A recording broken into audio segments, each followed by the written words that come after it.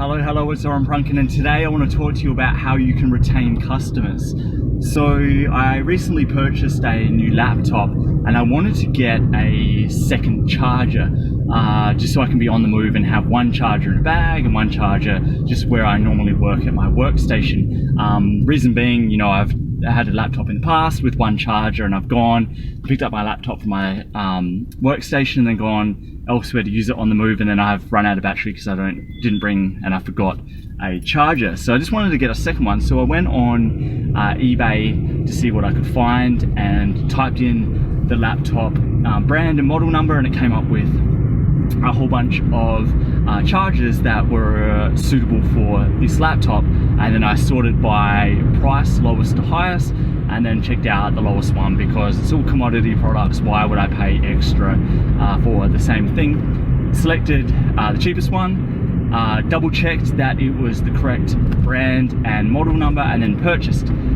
Waited until the package came to my letterbox, opened it up, and the adapter for plugging straight into the laptop was incorrect. It wasn't actually what was advertised. It was a different adapter than that was suitable for this laptop, even though it was advertised that it would be the correct item. So I contacted the seller and told them the situation, and I said I'd either like a refund or I would like the correct one sent to me.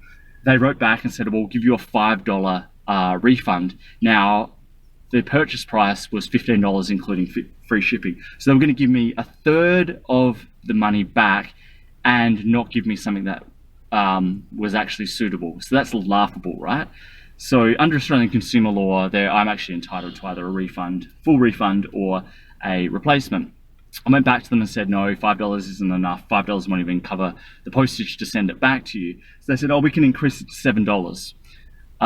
So that would cover the postage, but it actually wouldn't cover the unit price. So I said no. I went back to my original ask under Australian consumer law, and they still just wouldn't budge on it. And they said, if you can send it back to us, we'll give you a full refund. And after the exchange, I was like, I'm not going to risk sending this back, paying the money out of my pocket, the $7 or whatever it is for Australia Post, to post it back to you, for you to send me a $15 refund and then me still being out of pocket for $7 at the risk that now you've got your product back and there's no incentive for you to give me the $7. After the whole exchange, my trust level, not only the trust level of the promise being broken for the original unit, but the trust level of you only wanting to send me $5 and the $7, I said, it's too much of a risk, blowing your chances of any trust that was there to be re-established.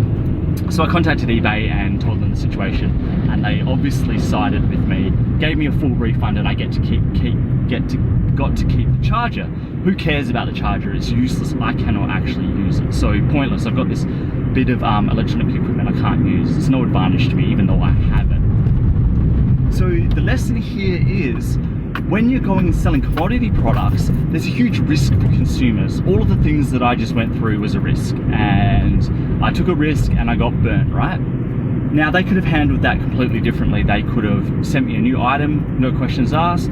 They could have refunded and told me to keep it, like what happened in the end, and I would have trusted them way more.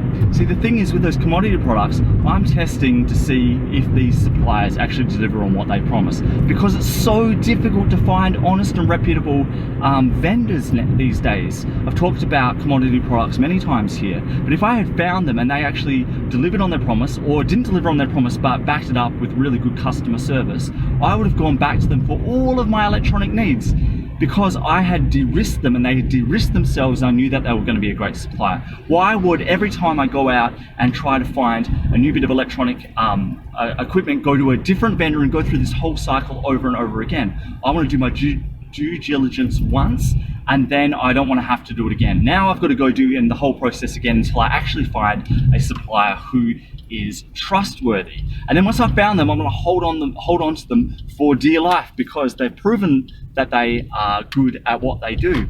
And I will just keep going back to them and being a repeat customer because of that original transaction. Now, these guys lost some money. Anyone else that would have done this would have lost some money, but they would have kept me on the long term. The lifetime value of me would have been so much higher.